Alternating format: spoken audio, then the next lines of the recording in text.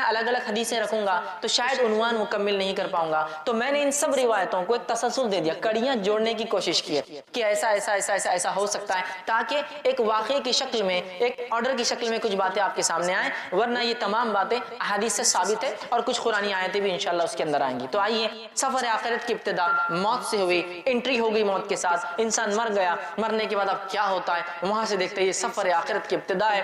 نبی اکرم صلی اللہ علیہ وسلم فرماتے ہیں جب انسان مر جاتا ہے اور اگر وہ نیکوکار ہو تو ہوتا یہ ہے کہ خوبصورت چہرے والے فرشتے آتے ہیں اور انتہائی خوشبودار کفن اس کے لیے لایا جاتا ہے، اور اس کے پاس آتے ہیں، کھڑے ہوتے ہیں اور بشارتیں دیتے ہیں، خوشخبریاں سناتے ہیں۔ اس کے رب نے اس کے سفر آخرت کے بعد کیا دینے کا وعدہ کیا ہے وہ رکھتے ہیں۔ اس کی روح مچلتی ہے اور اسے اچھے اچھے ناموں سے پکارتے ہیں، جن اچھے اچھے ناموں سے وہ دنیا میں پکارا جاتا تھا اسے مبارکباد دیتے ہیں اور اس کو خوشخبریاں سناتے ہیں۔ جو ہی وہ روح خوشخبریاں سنتی ہے وہ مچلنے لگتی ہے سفر آخرت کی ابتدا کے لیے، اور کہتی ہے مجھے جلدی سے نکالو، مجھے جلدی لے کر چلو، تاکہ میں اس چیز کو پالوں جو میرے رب نے سفر آخرت کے بعد میرے لیے رکھی ہے اور جو بشارت تم لوگ دے رہے ہو۔ پھر فرشتے اس کو خوشبودار کفن میں جو ہے کفناتے ہیں، اس کے بعد پہلے آسمان کی طرف لے کر چلتے ہیں۔ جب پہلے آسمان کی طرف لے کر چلتے ہیں تو پہلے آسمان کے فرشتوں کو اس روح کی جو نیک تھی، جس کا سفر آخرت شروع ہوا ہے، خوشبو آ جاتی ہے، اور ان کو پہلے سے پتہ چل جاتا ہے۔ جب وہ آتی ہے روح، فرشتے لے کر آتے ہیں تو پہلے آسمان کے فرشتے دروازے کھولتے ہیں آسمان کے، استقبال کرتے ہیں اور کہتے ہیں کہ مبارک ہو تم کو، اللہ نے تمہارے لیے انعامات لکھ رکھے، آؤ اے جو ہے ایسی روح جس نے نیک اعمال کیے، اور اس نیک انسان کی روح کو وہ قبول کرتے ہیں، ایکسپٹ کرتے ہیں، خوش آمدید کہتے ہیں اور اس کو بشارتیں دیتے ہیں، اور وہ روح جو ہے اس آسمان سے لے کر پہلے آسمان تک پہنچی ہے، کھولے گئے دروازے دوسرے آسمان کی طرف جاتی ہے، اور ہر مرحلے میں ہر آسمان میں یہی بشارتیں دی جاتی ہے اور وہ خوش ہوتی ہے، اور 7ویں آسمان تک اس کی روح لے جائی جاتی ہے۔ 7ویں آسمان تک اس کی روح لے جائی جاتی ہے۔ پھر اللہ تعالیٰ حکم دیتا ہے اسے واپس اسی جگہ ڈال دو، اس لیے کہ میں اسے دوبارہ اسی سے اٹھاؤں گا۔ پھر اس روح کو لا کر قبر کے اندر ڈال دیا جاتا ہے۔ وہ نیک انسان جب قبر میں ڈال دیا جاتا ہے تو ڈالنے کے بعد وہ نیک انسان جو قبر میں جو ہے بیٹھ جاتا ہے، یاد رکھیے، اور اس کے بعد وہ مرحلہ شروع ہوتا ہے جو بہت سخت مرحلہ ہے، وہ ہے سوال اور جواب کا مرحلہ۔ منکر اور نکیر 2 فرشتے داخل ہوتے ہیں۔ بہت اندازہ لگائیے، مٹی کا گھروندہ ہے قبر، نہ کوئی دیا ہے، نہ کوئی لائٹ ہے، نہ کوئی ایسے ٹمٹما چھوٹی سی روشنی بھی موجود نہیں ہے، اور اس کیفیت میں اس مٹی کے نیچے انسان دبا ہوا ہے۔ دنیا میں چھوٹے موٹے کیڑے مکوڑوں سے لوگ ڈرتے ہیں، اندازہ لگائیے اگر اعمال صحیح نہ کیے تو پھر ڈھیروں من مٹی نیچے دبنا ہے، کوئی ساتھی نہیں، کوئی لائٹ نہیں، کوئی مددگار نہیں، اور اتنی خوف زدہ خوفناک منکر اور نکیر جو قبر مٹی کو پھاڑتے ہوئے آئے۔ اندازہ لگائیے دنیا میں کوئی انسان غصے میں آ جائے تو ہم ڈر جاتے ہیں، وہ پھاڑتے ہوئے آئیں گے اور بجلی جیسی آواز ہوں گی، لیکن نیک انسان آ کر اسے اٹھائیں گے، اور اٹھانے کے بعد اس سے 3 سوال کریں گے، اور پہلا سوال کیا جائے گا، من ربک، تیرا رب کون ہے؟ نیک انسان اطمینان سے بیٹھیں گا، اور آپ نے فرماتے ہیں کہ سورج غروب ہوتا دکھایا جائے گا۔ یہ سب غائب کی باتیں ہو رہی ہے، قبر کے معاملات سفر آخرت پورا غائب سے متعلق ہے۔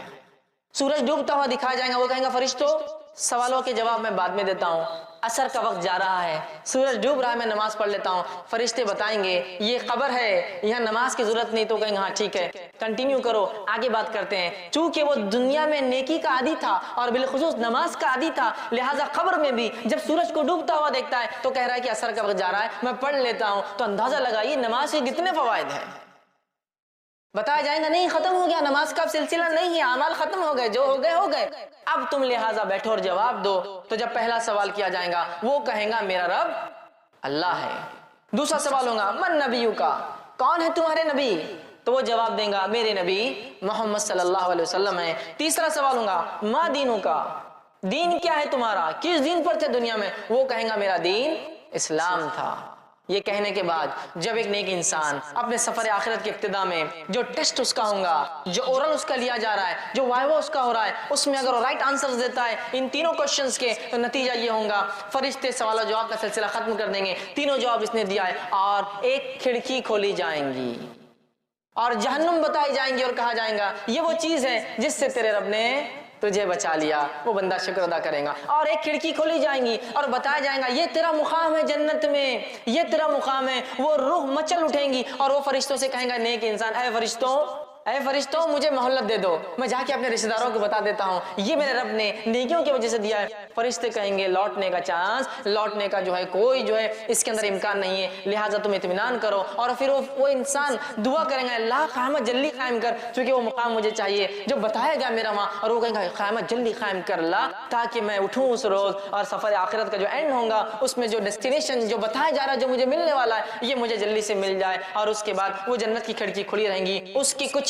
ہوائیں وہ محسوس کریں گا، ایک بہترین بستر اس کے لیے بچھایا جائے گا، اور فرشتے کہیں گے اے شخص آرام سے اطمینان سے سو جاؤ، تمہارا سفر مطلب اس کا سفر شروع ہو گیا، اطمینان سے تم اس پہ سو جاؤ، اور اسے ایک دلہن کی طرح بستر پہ سلا دیا جائے گا، اور اس کے بعد وہ اطمینان سے سو جائیں گا۔ اللہ کی طرف سے حکم گا اس کا نام علیین میں نیکوکاروں کے رجسٹر کے اندر اندراج کر دیا جائے، لکھ دیا جائے، اس کا رجسٹر میں نام لکھ دیا جائے گا نیکوکاروں کی۔ آئیے اس کے بالمقابل وہ انسان جو گناہ کرتا تھا، معصیت، جرم، کفر، شرک، نفاق، اس کی زندگی اس میں گزری، اس شخص کی موت کیسی آتی وہ بھی دیکھیے، اس کا سفر آخرت سٹارٹ کیسا ہوتا وہ بھی دیکھتے ہیں ہم۔ اللہ رب العزت ہم پر رحم کرے اور ہماری حفاظت کرے۔ بہت سخت سفر ہے، ویسے موت کی ہولناکی کتنی خطرناک تھی، لیکن ایک جو گناہگار انسان ہوتا ہے اس کے پاس فرشتے جب اس کی روح کا وقت آتا ہے پہلے تو کہتا مہلت دی جائے، چھوٹ ڈھیل دی جائے، کہا جاتا ڈھیل نہیں ہے۔ اس کے بعد فرشتے جو کہ انتہائی گھٹیا صورتوں میں، بری صورتوں میں آتے ہیں، اور انتہائی بدبودار ٹاٹ کا ایک اس کے لیے کفن لاتے ہیں، اور لانے کے بعد کہتے ہیں کہ اے مغضوب روح، اللہ کا تجھ پر غضب ہونے والا ہے، تو نے گناہ اور معصیت کے، نکل، تیرا مقام یہ، چونکہ جیسا نیک آدمی کو بشارت دی جاتی ہے اس کو اس کا مقام کے تعلق سے بشارت دی جاتی ہے، نکل تجھے یہاں جانا ہے۔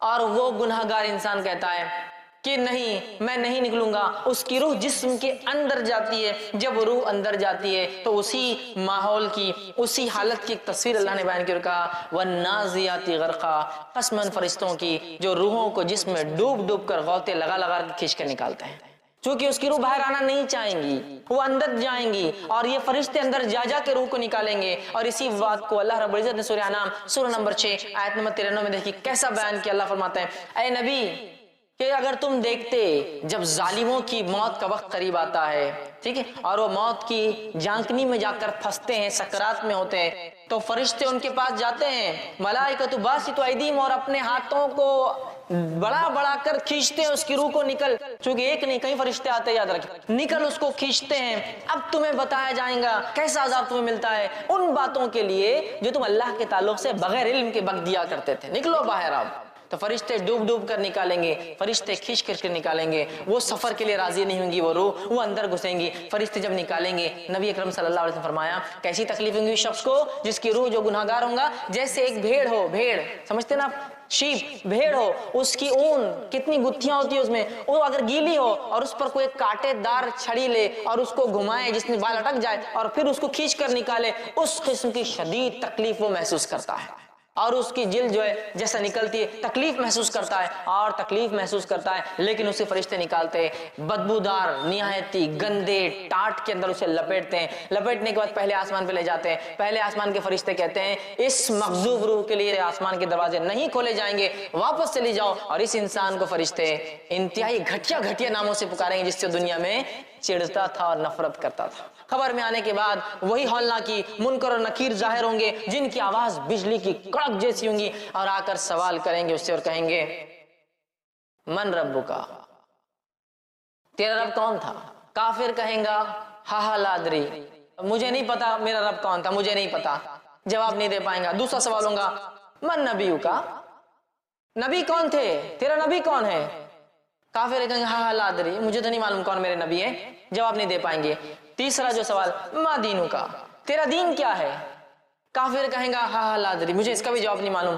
اس کے بعد وہ جواب نہیں دے پائیں گا کوئی چیز کا، مطلب تینوں سوالات میں وہ فیل جائیں گا، اور اس کے بعد فرشتے ایک کھڑکی کھولی جائیں گی، جنت دکھائی جائیں گی اور کہا جائیں گا یہ وہ چیز ہے جس سے تو محروم رہا، اور ایک کھڑکی کھولی جائیں گی، جہنم میں اس کا مقام بتایا جائیں گا اور کہا جائیں گا یہ وہ مقام ہے جہاں تجھے جانا ہے، اور وہ شخص وہ اس کی روح کہیں گی اے اللہ قیامت تو کبھی قائم مت کر، چونکہ ابھی یہ تکلیف ہے، وہ مقام کتنا سخت ہوگا، ٹھیک ہے، قیامت قائم نہ کر، اور ایک آنکھ کا بستر اس کے لیے لایا جائے گا، آنکھ کا لباس فائر کا اس کے لیے ایک بستر، آنکھ کا لباس لایا جائے گا اور وہ لباس اس کو پہنا دیا جائے گا، اسے اب آنکھ کے بستر پہ سونا ہے، آنکھ کا لباس پہننا ہے، جب اسے لٹایا جائے گا ایک انتہائی بدصورت قسم کا انسان اس کی خبر میں آئے گا، وہ کہیں گا تم کون ہو؟ وہ کہیں گا میں تیرے اعمال ہوں جو تو دنیا میں کیا کرتا تھا، اللہ کی طرف سے حکم گا، اس کا نام سجین میں، اس کا نام رجسٹر میں اندراج کر لو، رجسٹر میں لکھ لو، سجین میں ان لوگوں کے رجسٹر میں جو گناہگاروں کا رجسٹر ہے، جو قید خانہ ہے، جو جیل ہے، اس میں اس کا نام لکھ دو، اس کا نام رجسٹر کر لیا جائے گا اس معاملے میں،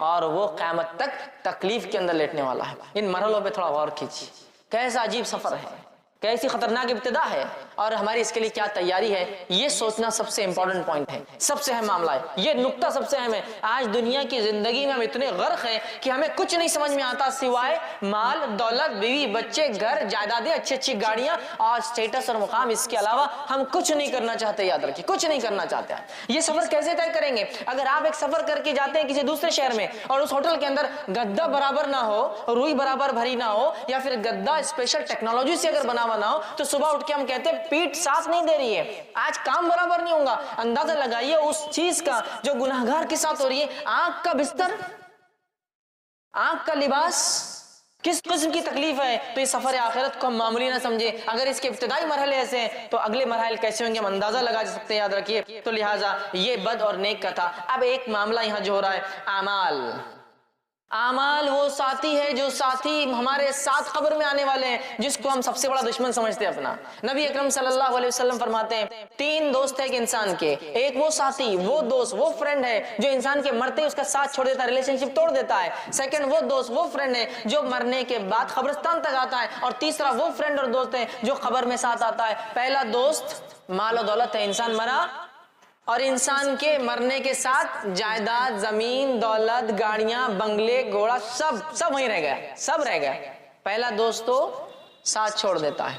اگلا مرحلہ نیکسٹ فرینڈ کو دیکھتے ہیں۔ دوسرا دوست آپ صلی اللہ علیہ وسلم فرماتے وہ ہے جو قبرستان تک ساتھ آتا ہے۔ یہ کون ہے معلوم؟ یہ دوست، رشتہ دار، ساتھی، وہ لوگ جو غم مناتے، جو روتے ہیں آپ کے اوپر، جو آپ کی جانیں جن کو تکلیف ہوئی ہے وہ ہے، لیکن وہ بھی قبر تک آتے ہیں، اور قبر میں آنے کے بعد کیا ہوتا ہے؟ وہاں آتے، دفناتے اور چلے جاتے ہیں، ہے نا؟ تو مال، دوسرا دوست، رشتہ دار، لیکن وہ بھی کچھ ساتھ نہیں تھے۔ تیسرا فرماتے دوست انسان کا اعمال ہے جو قبر میں ساتھ آ رہے ہیں۔ آگے حدیث کے اندر بات، قبر میں آنے والے اچھے برے اعمال، لیکن کتنی افسوس کی بات ہے، تین دوستوں میں سے میرا سب سے پکا دوست کون ہے اب طے کر لے۔ اور دیکھا یہ جا رہا ہے کہ آج کل ہم لوگوں کا سب سے پکا دوست تیسرا نہیں ہے وہ اعمال، پہلا سب سے پکا دوست مال ہے بھائی، مال۔ اس کے وجہ سے رشتہ داریاں توڑ دی جاتی ہے، اس کو کمانے کے لیے حلال اور حرام کی تمیز چھوڑ دی جاتی ہے، اس کو کمانے کے لیے سب کچھ کیا جا رہا ہے، اس کو کمانے کے لیے، حاصل کرنے کے لیے غبن، تکلیف، ٹھیک ہے، اس کے بعد لوگوں کے حق مارے جا رہے ہیں، اسی کے لیے تو دنیا میں سب کچھ ہو رہا ہے، یاد رکھیے۔ اور یہ سب سے پکا دوست ہے، اسی کی وجہ سے تو ہم نے سنتوں کو ترک کیا، اسی کی وجہ سے تو فرائض کو ہم نے چھوڑا۔ ارے بھائی ظہر کے ٹائم پہ نماز کو چل جائیں گے تو کام کم ہوگا، سیلری کم ہو جائیں گی، لہٰذا 1 گھنٹہ بڑھ جائیں گا نا، اسی کے لیے تو ہم نے نماز فرائض چھوڑے، اسی کے لیے تو جو رشتوں کو جوڑنے کا حکم ہے وہ توڑے کہ رشتے باقی رکھیں گے تو آ جائیں گے کل کو غریب رشتہ دار، بولیں گے یہ دو یہ دو یہ دو، کہاں سے لاؤں گا، توڑو رشتہ داریاں، چونکہ مال مانگ لیں گے یہ، تو اسی کے لیے تو سب کچھ کیا، اسی کے لیے احکامات چھوڑے اسلام کے، اسی کے لیے فرائض چھوڑے، اسی کے لیے رشتہ داریاں توڑی، اسی کے لیے بغیر حلال و حرام کی تمیز کے، اور میں نے حرام کمایا، رشوت خوری کی، غبن کیا، چوری کی، جو کچھ ہو سکتا ہے کیا، مال حاصل کیا، اور یہ ایسا بے وفا ساتھی ہے فرسٹ سٹیج میں چھوڑ دیتا ہے، انسان مر کے چلا جاتا ہے، جھگڑا جائیداد کا چلتے رہتا ہے۔ اس کو سب سے پکا ساتھی بنا لیا ہم نے، جبکہ سب سے کچا ہے، یہ سب سے زیادہ بے وفا دوست ہے یہ۔ دوسرا دوست رشتہ دار، کہاں تک آتے ہیں؟ یہ بھی قبر تک۔ یہ وہی رشتہ دار ہے نا جن کے لیے آپ نے شریعت کو بالائے طاق رکھا، بھائی شادی ایسی کرو، ایسی شادی تھوڑی ہوتی سماج میں، بڑے کیا کہیں گے ہمارے۔ یہ وہی رشتہ دار ہے نا جن کی وجہ سے سنتوں کو چھوڑا، یہ وہی رشتہ دار ہے نا جن کی وجہ سے ہم نے دین اور اسلام کو چھوڑا۔ ارے بھائی پورے خاندان میں کوئی عمل نہیں کرتا، میں کیسے کروں گا؟ نام دکھانا ہے سماج میں، آگے بڑھنا ہے، بچوں کی شادیاں وغیرہ ہونا ہے، لہٰذا میں یہ قرآن حدیث اور سنت کی بات نہیں کر سکتا یہاں۔ تو یہ رشتہ ہے جن کے لیے آپ نے اسلام کو چھوڑا، یہ رشتہ دار ہے جس کے لیے آپ نے سب کچھ کیا، اسلام اور شریعت کو بالائے طاق رکھا، سنتوں کی اہمیت کو ہم نے وہ کیا۔ میرا بیٹا ہے اس کے لیے کیسا ہوں گا، یہ کر لیا، میری بیٹی ہے. رشتہ داروں کے لیے یہ اتنے بے وفا ہے, بس قبرستان تک آئیں گے, 2 آنسو بہائیں گے, بیوی ہو تو 4 مہینے 10 دن غم کریں گے, اس کے بعد سب کچھ دنیا کا چلنے لگے گا. کوئی ساتھ نہیں آ رہا مال, کوئی ساتھ نہیں آ رہا خبر میں ایک بھی رشتہ دار جس کے لیے یہ 2 فرینڈز کے لیے سب کچھ کیا, یہ سب سے بے وفا ہے. تیسرا جو دوست ہے جس سے سب سے کم اور ہلکی دوستی اور فرینڈشپ ہے میری اور آپ کی آج, وہ ہے اعمال. یہ زندگی میں بھی ساتھ ہے, یہ قبر میں بھی ساتھ ہے, یہ مقام محشر میں ترازو میں بھی تولا جائیں گا, اور انشاءاللہ اللہ کے فضل اور رحم کے بعد یہ وجہ بنے گا جنت میں جانے کی. اعمال, اعمال, لیکن اعمال بعد میں, پہلے مال پھر رشتہ دار کیا بولیں گے, یہی معاملہ ہے نا. دیکھیے کوئی کام کرنا ہے, نہیں بھائی اس سے پہلے تو دیکھ لو بزنس پہ کیا فرق آتا. دوسرا رشتہ دار کیا بولیں گے, ارے نہیں تو سنت ہے, رشتہ دار کیا بولیں گے بھائی, سماج میں رہنا ہے نا. اس کے بعد اعمال کا سوچا جائے گا. تو یہ دوست, یہ اعمال جس کو ہم نے سب سے کمزور دوست بنا لیا, اس سے وہ مضبوط دوستی اور رشتہ نہیں رکھا, یہی وہ عمل ہے جو ہر جگہ آنے والا ہے, قبر میں بھی آئے گا, قبر میں بھی آئے گا. ایک تو مسئلہ حل ہوا. دوسرا, سوالات تو کتنے آسان دکھتے ہیں نا. من ربو کا, ربی اللہ, میرا رب اللہ ہے, کتنا آسان جواب ہے. من نبیو کا, میرا نبی کون ہے, کتنا آسان جواب. کس کو نہیں پتا کہ نبی محمد صلی اللہ علیہ وسلم ہے ہمارے, آسان. ماں دینوں کا, دین کیا تھا تیرا, کتنا آسان ہے دین اسلام. 3 سوال اور 3 الفاظ میں جواب ہے اس کے, اللہ, محمد صلی اللہ علیہ وسلم اور اسلام. میں تو یہی دے دوں گا. میرے بھائیوں, اس بات کو غور سے ہم سنیں اور سمجھے. ان 3 سوالات کا جواب وہی آدمی دے سکتا ہے جس کی زندگی ان تینوں کے مطابق گزری ہو. یاد رکھیے, ان 3 سوالات, جس نے اللہ کو واقع میں رب مانا, اس کے ساتھ کبھی شرک نہیں کیا, اس کی توحید پر زندگی گزاری, اس کے احکام کو سنا, اس کے حرام کو حرام جانا, اس کے حلال کو حلال جانا, اس کی اطاعت, اس کی شریعت کی اطاعت کی, اس کی فرمانبرداری میں زندگی گزار دی, اس کی محبت کے لیے دنیا میں سب کچھ کیا, تو وہ کہہ سکیں گا میرا رب اللہ ہے.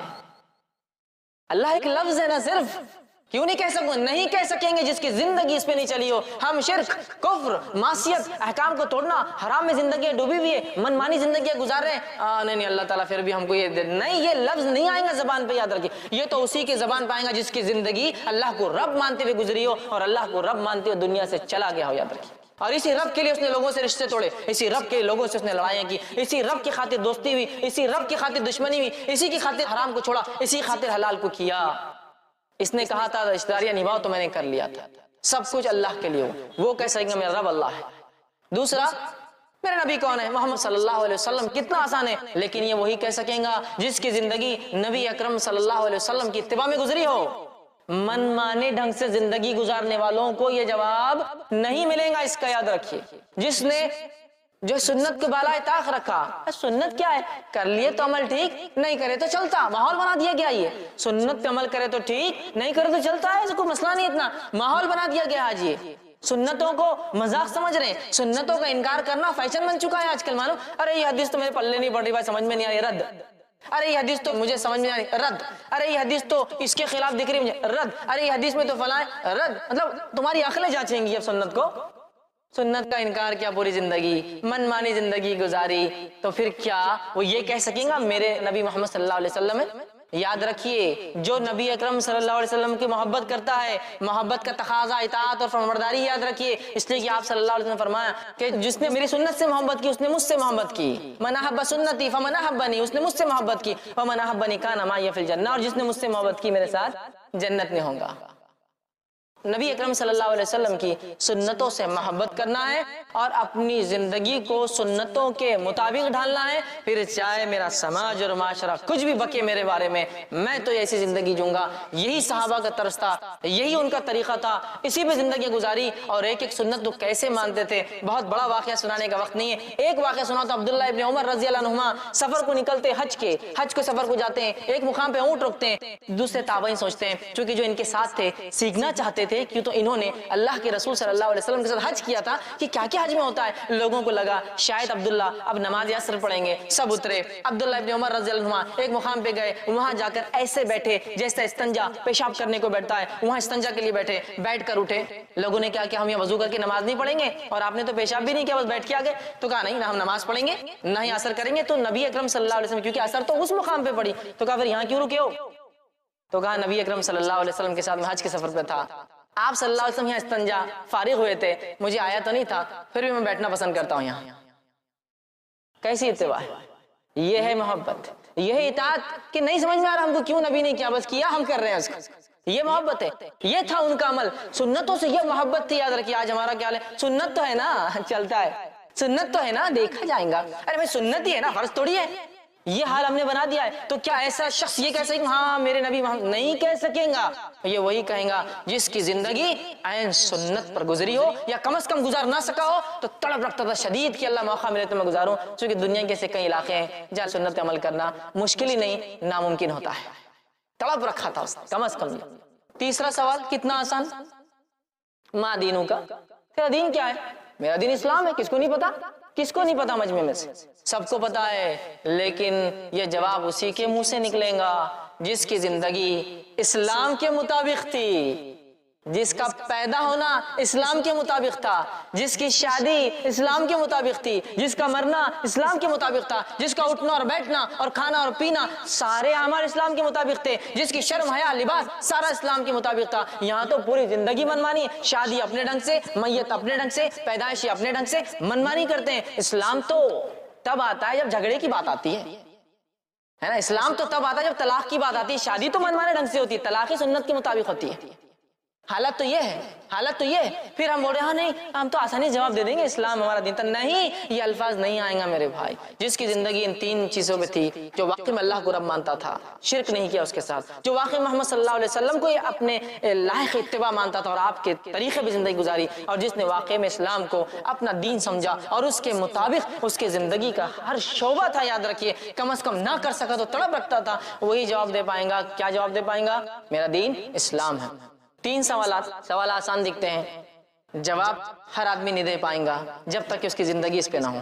آگے بڑھتے ہیں. صحابہ نے کہا اللہ کے رسول، سفر آخرت جاری ہے، کہ اللہ کے رسول یہ جو آپ کہہ رہے ہیں یہ فرشتے آ جائیں گے منکر نکیر، کیا ہولناک سچویشن ہوگی، خطرناک سچویشن ہوگی کہ ایک انسان خبر میں اکیلا اور اتنے خطرناک بجلی سے زیادہ تیز کڑکنے والی آواز والے، بڑی بڑی آنکھوں والے، اتنے بڑے دانت والے دو فرشتے آ کے سوال کریں گے، کیسے ہم جواب دے پائیں گے؟ صحابہ کے دیکھیں صحابہ نے کیا سوال کیا، سوال دہراتا ہوں. صحابہ نے پوچھا اللہ کے رسول صلی اللہ علیہ وسلم، آدمی کے سر پر اگر فرشتہ گز لے کر کھڑا ہو تو اس کا مطلب فرشتہ گز بھی لے کر آئیں. گز سمجھتے نا، لوہے کی راڈ، سلاخ. تو وہ فرما رہے اللہ کے رسول وہ اگر گز لے کر کھڑا رہیں گا سر پر تو ہم تو مٹی کے بدھ بن جائیں گے. منہ سے جواب بھی کیسا نکلیں گا اس خطرناک فرشتے کے سامنے، ہے نا؟ تو اللہ کے رسول صلی اللہ علیہ وسلم فرماتے ہیں کلمہ توحید لا الہ الا اللہ کی برکت سے تم جو ہے خبر کے سوالات کے جوابات بھی دوں گے، دنیا بھی تمہاری اور آخرت میں بھی اللہ تمہیں ثابت قدم رکھیں گا. اور پھر اللہ کے رسول صلی اللہ علیہ وسلم نے یہ آیت تلاوت کی جو سورہ ابراہیم سورہ نمبر 14 آیت نمبر 27 1427 ہے، یثبت اللہ الذین آمنوا بالقول الثابت فی الحیات الدنیا وفی الآخرہ. اللہ تعالیٰ یثبت اللہ الذین آمنوا جمع دے گا ایمان والوں کو بقول ثابت، ایک مضبوط کلمے کے ذریعے. اور وہ کلمہ کون سا ہے؟ لا الہ الا اللہ، کلمہ توحید، فی الحیات الدنیا وفی الآخرہ، دنیا کی زندگی میں اور آخرت کی زندگی میں کلمہ توحید کی بنیاد پر ہم جمیں گے. تو دنیا میں بھی اگر ہمیں قدم جمانا اپنے کلمہ توحید اور اس کی برکتیں ہوں گی جس کی وجہ سے ہوں گا، اور آخرت کا تو معاملہ کلمہ توحید ہی ہے، لا الہ الا اللہ. تو یہ بھی پتہ چل گیا کہ برکت توحید کی کیا ہے. یہ توحید کی برکتوں کی وجہ سے انسان کے سوال و جواب میں آسانی، منکر نکیر سے نہیں ڈرے گا، دنیا اچھی گزارے گا اور انشاءاللہ العزیز آخرت بھی سے انسان کی اچھی ہوں گی. اب آئیے آگے بڑھتے ہیں. قبر میں ایک چوتھا سوال بھی ہوگا، حیرت مت کیجیے، لیکن یہ سوال نہیں ہے، یہ فرشتے پوچھیں گے. پھر سوال کی شکل میں نہیں، تعجب کی شکل میں یا تعریف کی شکل میں. وہ کیا چیز ہے؟ اس کے تعلق سے ابو داؤد اور بخاری کی روایت آتی. ابو داؤد کی روایت میں ہے، نبی اکرم صلی اللہ علیہ وسلم فرماتے ہیں جب بندہ 3 سوالات کے جواب دے دے گا، مطلب یہ نیک انسان تھا، رائٹ آنسرز دے دے گا، تو فرشتے اس سے پوچھیں گے اور سوال کریں گے ما یدریک، تجھے ہمارے سوالات کے جواب کیسے آئے؟ بہت امپورٹنٹ ایشو ہے. اگر جو لوگ اسٹوڈنٹس ہیں، اسکول کالج جاتے ایگزامز دیتے ہیں، وہ اس بات کو سمجھ سکتے ہیں کہ وائیو میں اگر کوئی کوشچن آنے والا ہے اور وہ کوشچن کا آنسر کہاں ملتا ہے اگر پتہ چل جائے تو کتنی بڑی بات ہوگی نا. وہی بات ہو رہی. فرشتے پوچھیں گے پتہ کیسے چلا آپ کو یہ 3 سوالات کے یہ 3 جواب ہے؟ تب سوال کرنے والے تو نیک انسان کیا جواب دیں گا سنیے. اللہ کے رسول صلی اللہ علیہ وسلم فرماتے ہیں، یہ مسند احمد کی روایت کا ایک ٹکڑا ایک حصہ ہے. آپ فرماتے ہیں قرأت کتاب اللہ، میں نے اللہ کی کتاب پڑھی تھی. आमनतु भी, मैं उस पर ईमान लाया, वसद्दक़तु, और उसकी तस्दीक भी की थी मैंने कि हक है। मैंने अल्लाह की किताब पढ़ी, ईमान लाया और तस्दीक भी की। देखिए, ईमान लाना है और तस्दीक करना एक चीज की, मानता हूं मैं इस चीज को, मुझे यकीन है इस चीज पे, यकीन किया था, लिहाजा मुझे जवाब मिल गए। तो कहाँ है इन 3 सवालों के जवाब? अल्लाह की किताब में। कौन सी गाइड बुक में मिलेंगे आखिरत और आखिरत के सफर के सवालात के जवाब? कुरान में। इसको पढ़ना है। पढ़ना है तो सिर्फ ये नहीं कि हाँ पढ़ लिया अलिफ लाम मीम ज़ालिकल, पढ़ना है, तस्दीक भी करना है ना ईमान के साथ। इस किताब में कोई शक नहीं। तो जो किताब की इब्तिदा ये हो रही है, अक्सर किताबों पे लिखा होता है, मुसन्निफ की गुजारिश, किताब में अगर गलती हो तो हमें बता दे, अल्लाह आपको जज़ाए खैर देगा। इस किताब की इब्तिदा में अल्लाह कह रहा है ज़ालिकल किताबु ला रैब फीह, इस किताब में अल्लाह की तरफ से में कोई शक नहीं है, तुम्हें कुछ शक और शुबा नहीं करना है, पढ़ो और सिर्फ अमल करना है तुम्हें। ऐसी किताब इतने प्यारे अंदाज से शुरू होती है। इस आयत को अगर समझना है ना, तो कभी अहले किताब की जिंदगियों को देखे तो बहुत तसल्ली होती, क्या किताब है। अहले किताब सिर्फ यही तय करते परेशान है, ये किताब का हिस्सा है या ये किताब का हिस्सा नहीं है, ये किताब का हिस्सा है या ये किताब का हिस्सा नहीं है। एक जमाने में ये किताब थी, अगले जमाने में रद्द हो गई, एक जमाने में ये थी, अगले जमाने में ये मौजूद थी। ये हालत है। अल्हम्दुलिल्लाह इस किताब को सिर्फ आप खोल रहे हैं और इसमें लिखा हुआ है इस किताब में कोई शक नहीं। लेकिन जिस चीज में जब शक नहीं होता है तो इसका क्या माना होता है मालूम आपको?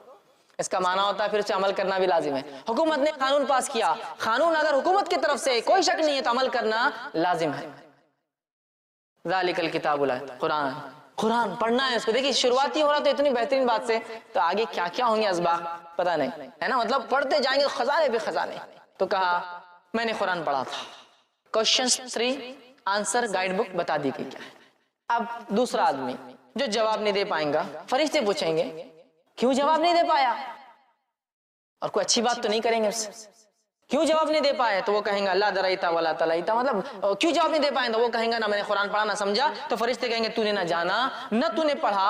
और एक फरिश्ता, एक रिवायत के मुताबिक गज लिया हुआ फरिश्ता, और एक रिवायत के मुताबिक जो सही बुखारी की है 2 हथौड़े लिया हुआ फरिश्ता होगा, हथौड़े, ठीक है, गज गज नहीं हथौड़े, हथौड़े समझते ना आप, हथौड़ा जो होता है पत्थर तोड़ने में जो इस्तेमाल, वो 2 हथौड़े लेगा और जब पूछेगा तूने ना पढ़ा ना समझा, दोनों हथौड़ों को लेके इस जोर से दोनों कनपट्टियों पे मारेगा। तो रिवायत के अंदर था वो ऐसा चीखेगा वो मुर्दा, इतने जोर से चिल्लाएगा कि जमीन और आसमान की हर मखलूक सुनेंगी उसकी आवाज सिवाय जिन और इंस को छोड़कर, और उसका सर जर्रात में तब्दील हो जाएगा। और यही अजाब उसको क़यामत तक दोबारा उठने तक मिलने वाला है। आंख का बिस्तर, आंख का लिबास, हथौड़ों का अजाब। एक रिवायत में गज के है, गज, वो गज लेके खड़ा होगा और गज लेके खड़ा होगा और इस जोर से मारेगा। और ये गज वाले फरिश्ते और हथौड़े वाले फरिश्तों की दोनों की खुसूसियत ये, दोनों अंधे और बहरे हैं, सुनते भी नहीं है, देखते भी नहीं है। चांद जर्रा बराबर भी नहीं है कि कुछ वो कर सके, ना सुनते हैं ना देखते हैं क्या हो रहा है, लेकिन मारते हैं। अगर दोनों रिवायतों को मिला लिया जाए तो माना ये हुआ एक फरिश्ता कनपट्टियों पे मारता है हथौड़े से और एक फरिश्ता पीछे से खड़े होकर सर पे मारता है गज। दोनों रिवायतों को मिलाती मां।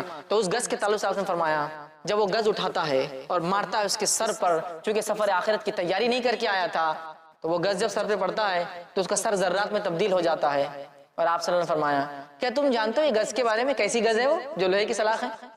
साहबा ने कहा आप बताइए कैसी है? तो कहा ये गज ऐसी है कि अगर एक बड़े पहाड़ पर मार दी जाए तो एक वार से पूरा पहाड़ जर्रात, जर्रात समझते ना, जर्रात उन पार्टिकल्स को कहते हैं जिनको बगैर फूके के खुद ब खुद उड़ते रहते हैं एनवायरनमेंट के अंदर, एटमॉस्फेयर में, जर्रात में तब्दील हो जाएगा। और फिर आपने फरमाया ये गज कितनी वजनी बताऊं? इतनी वजनी है कि सारे इंस आदम अलैहिस्सलाम से लेकर आखिरी बच्चा जो पैदा होगा और सारे जिन इब्लिस से लेकर आखिरी जो जिन होगा सब भी अगर जमा हो जाए और इस गज को हलाना चाहे तो हला भी नहीं सकते हैं, इतना वेट